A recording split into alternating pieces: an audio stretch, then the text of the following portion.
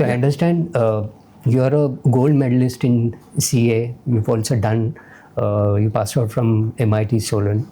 So how did, being from a finance and accounting background, how did KPIT happen? I mean, it's a totally different domain. IT is something which did not exist in 90s era. So I came back from the US. I finished my CA in 73. Okay.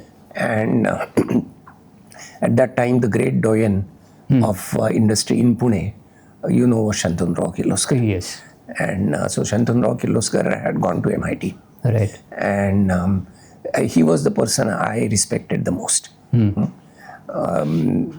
Extremely upright, very bright, really grew the Kirloskar group. Very good in engineering talent. Correct.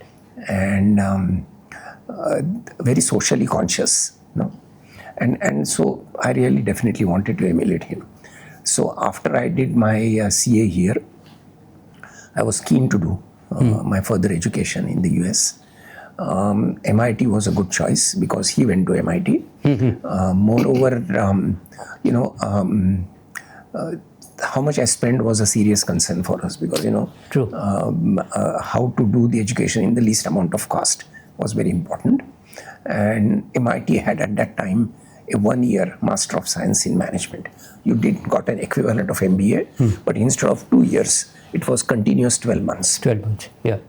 So that was the shortest period of time in which you can do it. And my father by that time was already in his 60s, and he couldn't run our accounting company by himself.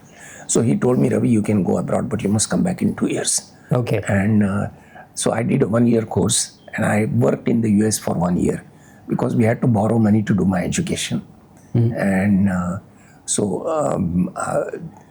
as luck would have it, a bank in India had promised to give me loans. See, the expenditure at that time on education was 1 lakh of rupees for a 1-year course. And my father's income was 20,000 rupees per annum. Okay. And so it was beyond us. He could a lot of gap.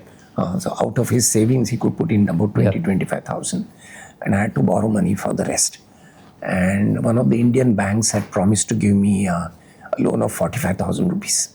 And when I reached the USA, the bank came back saying that our policies have changed and we can't give you loan. Oh. And it was like horrible. I mean, it was like you're put on the street. And I went to MIT and I told them this is what has happened. And that was really my an amazing experience of American society and our institute is that across the table, they sanctioned me $4,500, which was like 4.5 lakh rupees. Yeah. And I was kind of completely surprised. And I asked them, you're not asking me too many questions. You are just agreeing to pay this money. So they said, if you are a student at MIT, you are a part of our family, and all your problems are our problems. And so they gave me the loan. And I was very keen that before I come back, I pay the loan off. Yeah. So I worked for a year, and then I came back. But at MIT, although I did my MIT in finance, controls, operations research. So it was not hardcore engineering, it was these.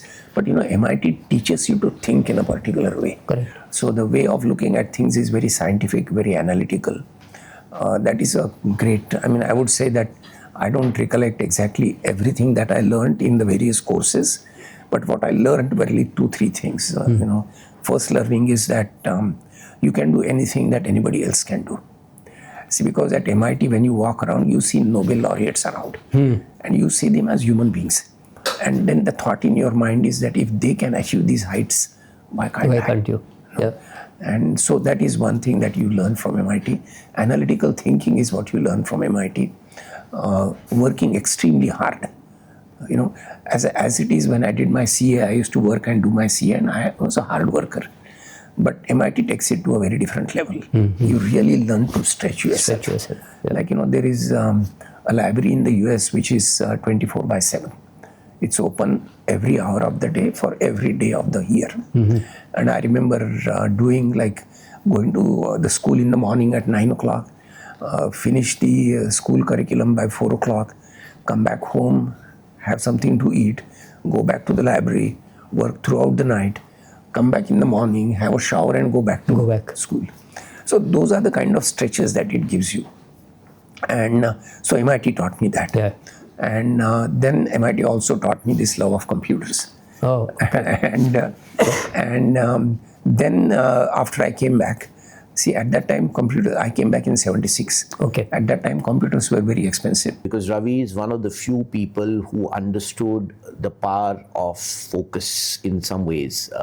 The auto and the IT industry and the confluence of the two, which is really to bring together what was always a sunrise industry, which was our IT industry, and really to combine that with the knowledge that the auto industry, software, integration, working with global OEMs was going to be the future. Ravi was one of the few people who understood this very well, and this has been the reason for KPIT's success, that they have thousands of engineers who are, while they are very knowledgeable, they are also very deep in their field.